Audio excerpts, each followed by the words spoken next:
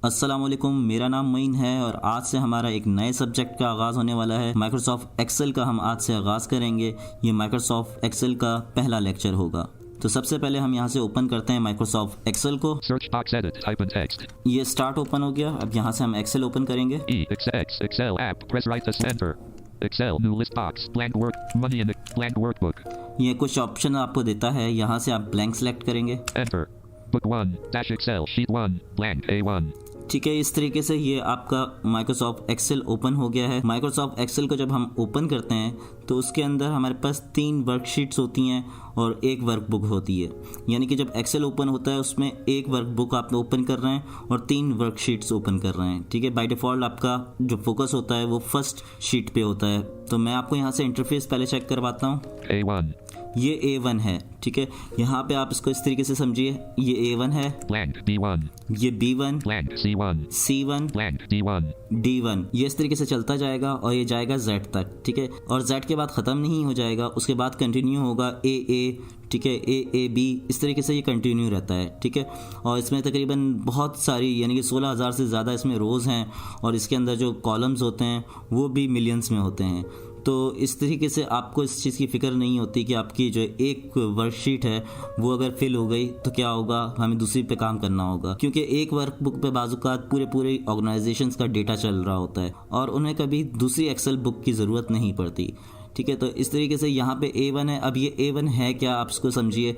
जो A है वो कॉलम है और जो 1 है वो रोज़ डिफाइन कर रहा है। यानी कि जो अल्फ़ाबेट है वो ज़ाहिर कर रहा है कॉलम को जो लेफ़्ट पे है और नंबर डिफाइन कर रहा है रो को, और A कॉलम है इसका। तो इस तरीके से आप अगर नीचे आएंगे तो A2 आएगा आपके पास। A2. ये A2 है, यानी कि कॉलम A है और रो है 2। ठीक है, इसी तरीके से नीचे करते आएंगे आप तो 3, 4, 5, 6, यानी कि A के कॉलम में आप रोज चेंज कर रहे हैं डाउन एरो से। ठीक है, इसके अलावा हम बहुत सारी चीज़ें एक्सेल में कर सकते हैं। आहिस्ता आहिस्ता हम तमाम चीज़ों को सीखेंगे और सबसे पहले आपका कॉन्सेप्ट क्लियर होना बहुत ज़रूरी है। ठीक है, तो इस तरीके से आपको रोज़ का और कॉलम का कॉन्सेप्ट आई होप समझ में आ गया होगा। ठीक है, और जो कॉलम्स होते हैं वो हॉरिजॉन्टल होते हैं। ठीक है, और जो रोज़ होती हैं वो वर्टिकल होती हैं, यानी कि हॉरिजॉन्टल लेफ़्ट से राइट। ठीक है, और रोज़ अप से डाउन।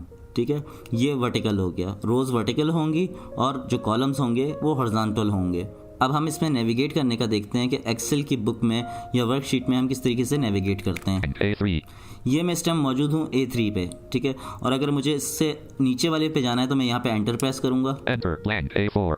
ये मैं नीचे आ गया, यानी कि एंटर से आप नेक्स्ट रो पे मूव कर जाएंगे और आपको उसी कॉलम में रहते हुए पीछे जाना है, यानी कि प्रीवियस रो पे जाना है तो आप शिफ्ट एंटर प्रेस करेंगे। Shift enter blank A3. ये हम आ गए वापस A3 पे और पीछे जाते हैं शिफ्ट एंटर से। Shift enter blank A2. ये हम और पीछे आ गए और पीछे जाते हैं। Shift enter blank A1. ये हम A1 पे आ गए। ठीक है, और इसी तरीके से हम एंटर करते करते मूव करेंगे आगे। एंटर कर रहे हैं। Enter blank A2. Enter blank A3. Enter blank A4. Enter blank A5. ठीक है, ये A5 तक पहुंच गया एंटर कर करके। अभी ये एडिट मोड में नहीं है। जब एडिट मोड में होता है तो उस टाइम आप ये एंटर और शिफ्ट एंटर यूज़ करते हैं। यहाँ पे आप up arrow, down arrow, left arrow, right arrow इनसे भी मूव कर सकते हैं। ठीक है, यानी कि आपने अगर नेक्स्ट रो में मूव करना है तो डाउन एरो करेंगे, प्रीवियस रो में मूव करना है तो अप एरो करेंगे। ठीक है, नेक्स्ट कॉलम में मूव करना है तो आप राइट एरो करेंगे, प्रीवियस कॉलम में मूव करना है तो आप लेफ्ट एरो करेंगे। ठीक है, तो इस तरीके से आप जो है मूव कर सकते हैं। अच्छा, यहाँ पे एक बात और ज़रूरी है एक्टिव सेल की। ठीक है, जो सेल्स होते हैं इसके अंदर, यानी कि इनके अंदर ब्लॉक्स बने हुए हैं। ठीक है, रोज़ और कॉलम्स के अंदर ब्लॉक्स मौजूद हैं। वो जो ब्लॉक्स हैं उनको कहा जाता है सेल्स। तो उस सेल्स के अंदर हम डेटा इनपुट करते हैं। तो इसी तरीके से आपके पास रोज़ होती हैं, कॉलम्स होते हैं और सेल्स होते हैं। हमने अब तक समझ लिया कि रोज़ क्या होती हैं, कॉलम्स क्या होते हैं और सेल्स क्या होते हैं। उसके अलावा हम ये भी जान चुके हैं कि किस तरीके से एक्सेल की फ़ाइल में मूव किया जाता है। एंटर और शिफ्ट एंटर से एडिट मोड में अगर आप होते हैं, और अगर एडिट मोड में नहीं होते तो आप जो है simply down arrow, up arrow, left arrow और राइट एरो से भी मूव कर सकते हैं। अब किसी भी सेल में, कॉलम में, रो में डेटा किस तरीके से इंसर्ट करते हैं वो भी हम देख लेते हैं। Home blank A4. Blank A1. ये A1 पे इस टाइम मैं मौजूद हूँ। यहाँ पे मैं एंटर करता हूँ मोइन। MOIN. ठीक है, मैंने सिंपली A1 में जब मैं आया, कॉलम में आया, रो 1, ठीक है, A1 यानी कि A कॉलम है और रो 1 है, उसमें मैंने लिख दिया मोइन। तो ठीक है, यहाँ पे ये मोइन टाइप हो गया। अब मैं B कॉलम में लिखता हूँ, blank B1 NAEEM यहाँ पे मैंने लिख दिया नईम। ठीक है, C1 में लिखता हूँ मैं, blank C1 SOHAIL यहाँ पे मैंने लिख दिया सोहेल।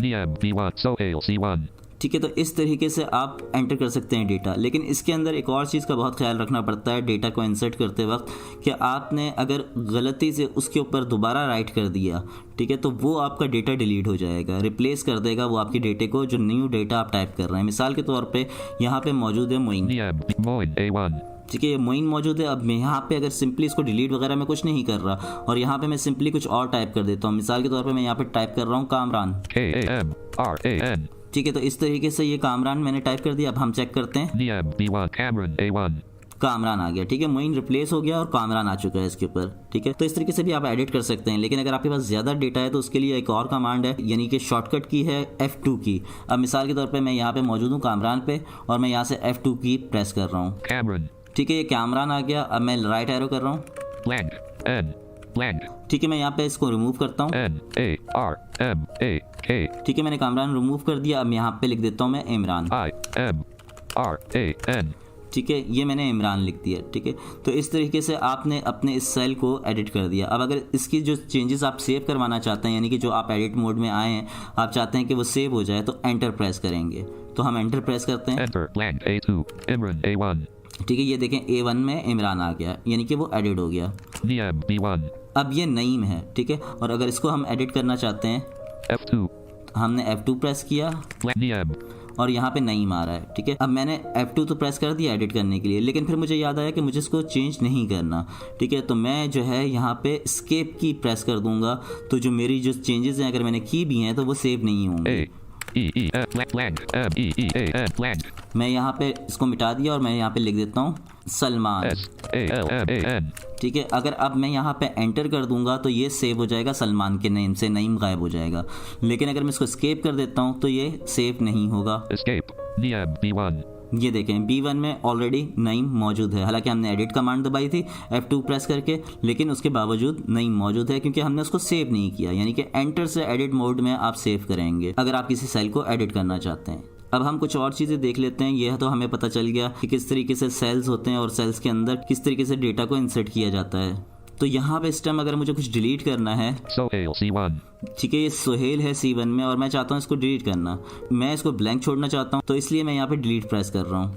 blank C1 ठीक है, ये डिलीट हो गया। अगर मुझे रिप्लेस करना होगा सोहेल को किसी के साथ, तो मैं सिंपली सोहेल के ऊपर कुछ और लिख दूंगा जो मुझे रिप्लेस करना है। ठीक है, तो सोहेल डिलीट हो जाएगा और नया डेटा उसमें इंसर्ट हो जाएगा सेल में। लेकिन अगर मुझे उसको ब्लैंक छोड़ना है किसी और काम के लिए, बाद में इस्तेमाल करने के लिए, तो मैं सिंपली डिलीट की प्रेस कर दूंगा और वो डिलीट हो जाएगा। तो इस तरीके से आप अपने सेल को डेटा को डिलीट भी कर सकते हैं। अब आगे मूव करते हैं। Home Imran A1 अब यहाँ पे हम देखते हैं कि किस तरीके से सिलेक्ट किया जाता है, किस तरीके से रो को सिलेक्ट किया जाता है, कॉलम्स को सिलेक्ट किया जाता है, डेटा रीजन्स को सिलेक्ट किया जाता है। ये तमाम चीज़ें हम देख लेते हैं। ठीक है, यहाँ पे मुझे कुछ डेटा लिखने की ज़रूरत है, मैं यहाँ पे लिख देता हूँ blank Imran A1 blank A2 KAALID blank B Niam B blank B2 RAJ blank C1 Niam B Imran A1 ठीक है, मैंने इमरान A1 में लिखा है, यानी कि फर्स्ट कॉलम में। Khalid A2 खालिद लिखा है मैंने उसी कॉलम में, सेकंड रो में। Imran Niam B1 B1 में मेरे पास फर्स्ट कॉलम में जो रो मौजूद है फर्स्ट, उसके अंदर नईम मौजूद है Raja B2 और राजा मौजूद है B की कॉलम में, लेकिन सेकंड रो में। तो ये यहाँ पे डेटा आ गया। अब मुझे इनको सिलेक्ट करना है, तो मैं इनको सिलेक्ट करता हूँ। Niam B Imran Khalid A2 अगर मुझे नीचे का सेल सिलेक्ट करना है तो मैं यहाँ से सिर्फ डाउन एरो प्रेस करूँगा। select A3 ठीक है, ये A3 सिलेक्ट हो गया। ठीक है, तो यानी कि शिफ्ट डाउन एरो जब आप प्रेस करेंगे तो वो सिलेक्ट हो जाएगा नेक्स्ट सेल। अगर मुझे प्रीवियस सेल सिलेक्ट करना है, Imran A1 Khalid A2 ये मैं खालिद पे आया। अब मैं शिफ्ट अप एरो प्रेस कर रहा हूँ। select Imran A1 ठीक है, ये A1 का इसने सिलेक्ट कर दिया इमरान को। तो इस तरीके से आप अपर सेल को सिलेक्ट कर सकते हैं और डाउन सेल को सिलेक्ट कर सकते हैं। ठीक है, एक ही कॉलम में रहते हुए। अगर आप कॉलम में रहते हुए नेक्स्ट कॉलम का सेल सिलेक्ट करना चाहते हैं तो आप प्रेस करेंगे shift right arrow. select Raja B2 ठीक है, ये राजा सिलेक्ट हो गया B2। ठीक है, तो ये यानी कि नेक्स्ट कॉलम था और उसका सेल था, तो मैंने इसको सिलेक्ट किया शिफ्ट राइट एरो से। अगर मुझे पिछले कॉलम का प्रीवियस सेल सिलेक्ट करना है तो मैं यहाँ से शिफ्ट लेफ्ट एरो प्रेस करूंगा। Select Khalid A2. ठीक है, खालिद सिलेक्ट हो गया, यानी कि पिछला जो प्रीवियस कॉलम था उसका जो सेल है वो सिलेक्ट हो गया। अगर आप चाहते हैं कि आप जो है उस पूरे कॉलम को सिलेक्ट कर लें, यानी कि बॉटम ऑफ कॉलम तक सिलेक्ट कर लें, तो उसके लिए आप प्रेस करेंगे शिफ्ट एंड और यहाँ से आप डाउन एरो प्रेस कर देंगे। Khalid A2. ये इसने सिलेक्ट कर लिया। जॉज ने अनाउंस नहीं किया वरना वो एंड रीजन बोलता है। ठीक है, शिफ्ट और एंड प्रेस करने के बाद आप दोनों कीज को छोड़ देंगे और उसके बाद डाउन एरो प्रेस कर देंगे, तो आपका जो कॉलम है उसका बॉटम तक वो आपको सिलेक्ट करके दे देगा। और अगर आप चाहते हैं कि आपको जो है वो बिगिनिंग तक यानी कि कॉलम के शुरू तक सिलेक्ट करके दे दे, तो आप यहाँ से प्रेस करेंगे shift control up arrow. Control Shift Up Arrow. Select Imran A1. ठीक है, इसने आपको सिलेक्ट करके दे दिया, बिगिनिंग ऑफ कॉलम तक आपको इसने सिलेक्ट कर दिया। ठीक है, अगर आपको रो की एंड तक सिलेक्ट करना है, यानी कि जो रो चल रही है उसकी एंड तक आपको सिलेक्ट करना है, तो उसके लिए आप की प्रेस करेंगे शिफ्ट एंड और राइट एरो। ठीक है, मैं यहाँ से प्रेस कर रहा हूँ शिफ्ट एंड और मैं यहाँ से राइट एरो प्रेस कर देता हूँ। शिफ्ट एंड प्रेस करने के बाद छोड़ देना है अपने कीज को और फिर राइट एरो प्रेस करना है। Raja B2. ये इसने आपको एंड ऑफ द रो तक आपको सिलेक्ट करके दे दिया है। ठीक है, तो इसी तरीके से अगर आप जो है बिगिनिंग ऑफ रो तक जाना चाहते हैं Khalid Raja B2. तो आप राजा पे मौजूद हैं। ठीक है, आप चाहते हैं कि बिगिनिंग ऑफ रो तक ये सिलेक्ट हो जाए, तो आप इस यहाँ से प्रेस करेंगे shift home. Select Khalid A2. इसने आपको पूरी रो बिगिनिंग तक सिलेक्ट करके दे दी है। और अगर आपको फोकस सेल जो आपका एक्टिव सेल है फोकस, उसको सिलेक्ट करना है, तो उसके लिए आप कंट्रोल शिफ्ट और नम पैड वाला जो नंबर पैड होता है उससे आप 8 प्रेस करेंगे। Control Shift Up Arrow. Select Niam B1. ये इसने सिलेक्ट कर दिया जो एक्टिव सेल था, यानी जहां मेरा फोकस था। ठीक है, अब मैं आपको यहाँ पे बता देता हूँ कि सेल्स के लिए कुछ स्पेशल कमांड्स हैं जॉज के साथ, जॉज स्क्रीन रीडर की, वो मैं आपको कीज़ बता देता हूँ, ताकि ये है कि जब हम आगे काम करेंगे तो आपके लिए आसानी होगी इन कीज़ को अगर आप याद रख लें। शिफ्ट, इंसर्ट और सी ये आपको फराहम करेगा लिस्ट ऑफ कॉलम्स, और अगर आपको रोज की लिस्ट चाहिए तो आप प्रेस करेंगे shift insert R, insert shift F. अगर आप प्रेस करेंगे तो फॉर्मूलाज की लिस्ट आपके पास आ जाएगी। कंट्रोल शिफ्ट अपॉस्ट्रफी अगर आप प्रेस करेंगे तो आपके पास कमेंट्स की लिस्ट आ जाएगी। कंट्रोल शिफ्ट डी अगर आप प्रेस करेंगे तो आपके पास लिस्ट आ जाएगी, उन सेल्स की लिस्ट आपको सिर्फ मिलेगी जिनमें कुछ डेटा मौजूद है। कंट्रोल शिफ्ट एस अगर आप प्रेस करेंगे तो आपके पास जितनी भी शीट्स होंगी उनकी लिस्ट आ जाएगी। कंट्रोल शिफ्ट बी यानी कि पेज ब्रेक के बाद जो जितने भी सेल्स होंगे उनकी आपके पास लिस्ट आ जाएगी। रेंज ऑफ सेल्स अगर आप मालूम करना चाहते हैं, ऑल्ट शिफ्ट वी प्रेस करेंगे तो आपके पास रेंज ऑफ सेल्स आ जाएगा। अभी आप सिर्फ शॉर्टकट कीज याद रखिए क्योंकि ये बाकी चीजें आपको नहीं मालूम होंगी, लेकिन जैसे जैसे हम आगे बढ़ते रहेंगे तो ये सारे काम हम करेंगे तो आपको शॉर्टकट कीज याद होंगी, तो आपके लिए फिर बहुत ईजी हो जाएगा। ऑल्ट शिफ्ट एच अगर आप प्रेस करेंगे तो जो हाइपर लिंक होगा यानी लिंक बना हुआ होगा उसको अनाउंस कर देगा जॉस। तो आज के लेक्चर के लिए इतना ही काफ़ी है, फिर मिलते हैं किसी और लेक्चर में, तब तक के लिए इजाज़त दीजिए। अल्लाह हाफिज़।